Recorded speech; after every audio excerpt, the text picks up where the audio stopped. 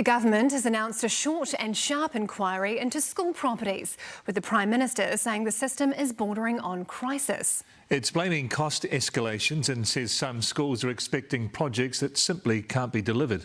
Political reporter Amelia Wade has more. Cashmere College was promised 14 new classrooms, but they were suddenly paused. And last week, its principal warned of an impending crisis. We are getting to a crisis point, most definitely. And if something doesn't change, we are going to be in a crisis. Today, the Prime Minister agreed. Quite frankly, our government has inherited a school property system that I think is bordering on a crisis. Since September last year, the Ministry of Education has been reviewing its school building program. Just no one told the principals, like Papamoa College, which also had its building work suddenly suspended. The communication from the ministry has been extremely poor.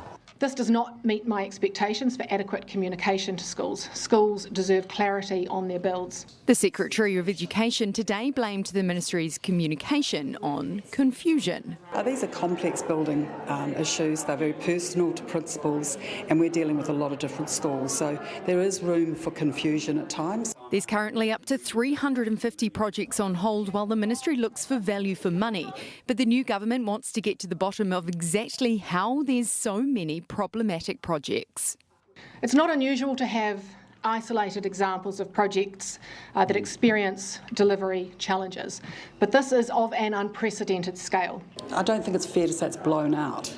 We're assessing how we can get best value for money from each build, and we'll continue to do that. A new ministerial group is being set up and will have 3 months to go over which schools were promised what, when and how much. We're talking about here is short, sharp, surgical review teams where we've got a really big problem and we need to get to the bottom of it very, very quickly. And also, who knew? We've got evidence that the Minister knew the entire time. The Minister couldn't make any commitments about any of the 350 building projects on ice. Can you guarantee that each of those schools and projects will get the classrooms that they need? The Ministry will be going through a process of redesigning, rescoping and reprioritising with those schools to make sure that we get good value for money. Likely cold comfort to schools like Papamoa. We are in limbo and we're scratching our heads. We just want certainty. Which just need to know what the plan is. So, Amelia, the government today blamed Labor for what's happened. How's Labor responded?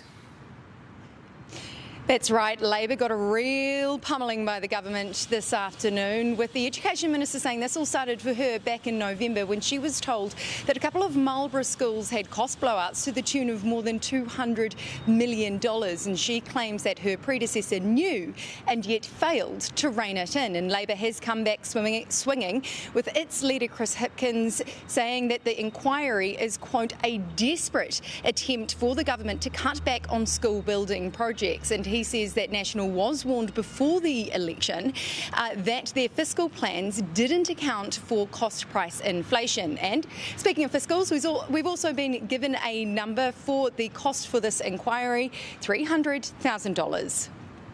Amelia, thank you for the update.